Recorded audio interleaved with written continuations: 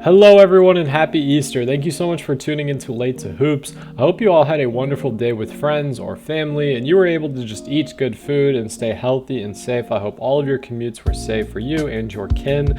I wanted to say today I am appreciative for each and every one of you who click on a video, leave a like on it, maybe you comment on it, you just watch a few minutes of it. Whatever you do, I appreciate it. Without all of you, my days would look more and more blue. Today's video, we are here to give you my elevator pitch on why you should watch the NBA. So if you know anyone who isn't into basketball and you've always wanted them to get into it, maybe you can send them this video and kind of share a little bit about what you like.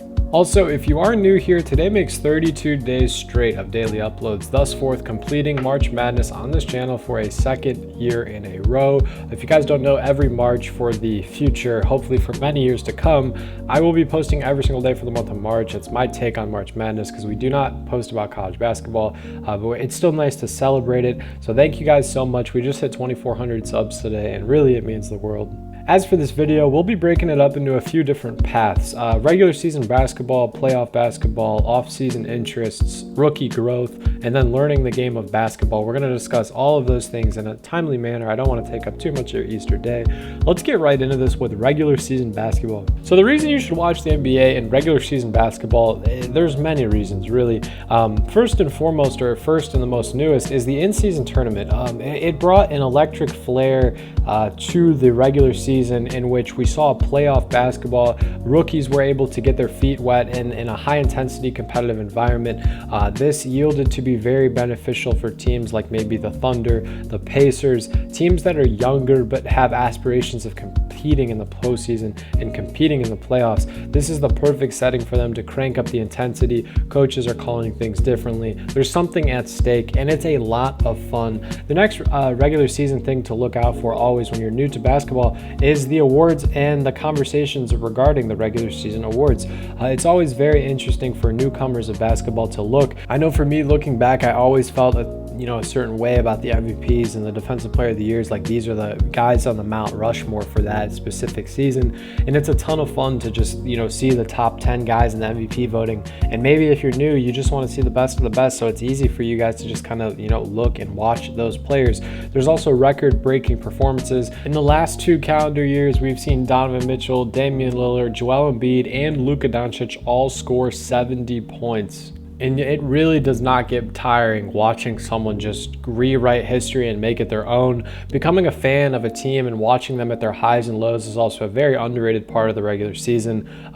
It gives you a much cooler perspective in the postseason. You see matchups they can manipulate. You see teams, there's a saying in basketball that so-and-so has so-and-so's number.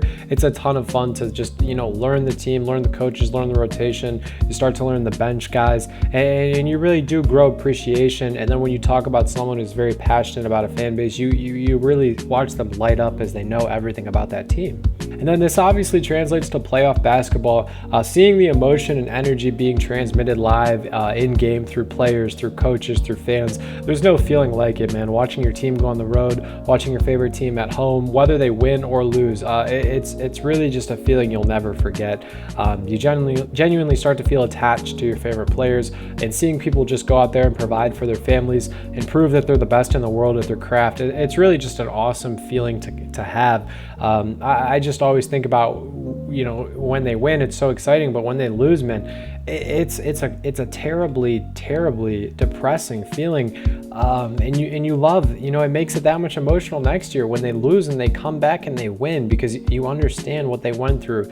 Often I think about the clip of Devin Booker when he looks at the Bucks and the confetti comes down. They blew a 2-0 lead in the finals, and he just looks and he says, "Damn." And it's so emotional because if he's ever going to win an NBA championship, that's the first thing he's going to think about is that moment, that moment of failure, that moment where, things were not great. But he kept his head down, he did the busy work, and now it's amazing. And with the postseason ending, the offseason begins. The offseason is full of trades. It's full of signings. It's full of retiring players. It's absolutely electric. The draft comes. The lottery happens. This is the best time for you as someone who's new to basketball to learn about what's going on. As when trades pop off, there will be multiple videos on YouTube, multiple podcasts on YouTube, endless articles across the web, and you can read finite details about what the experts think about what trades or signings were happening, season, when people retire, it's very easy to delve deep into the career that they had. The off season is one of the most underrated parts about basketball. And another reason you should watch basketball right now is rookies' growth. Rookies are greater than they've ever been. Younger and younger and younger people are just more talented than they were back then. And learning the game of basketball, it's a game of chess that only a few have mastered. There's mistakes, there's great plays, there's effort on every play. It just makes it so much fun to watch. And also, the last thing I'll leave you guys with, again, I didn't want to make this video that long, is when you get into watching basketball, it is so great to have a conversation and have it. How many of you, raise your hands behind the screen, have been at a party or whatever and someone says, oh, well, that's just nonsense to me, or I don't know what that is, or that's just jargon to me, or I can't understand a thing that they're saying. Maybe you're talking about gaming, maybe you're talking about basketball, maybe you're talking about soccer, football, whatever it may be. It's always nice to be in the know. So this was my elevator pitch to you guys, very quick, on why you should watch the NBA. Again, happy Easter. I love all you very much. Hope you all stay safe and blessed. Peace.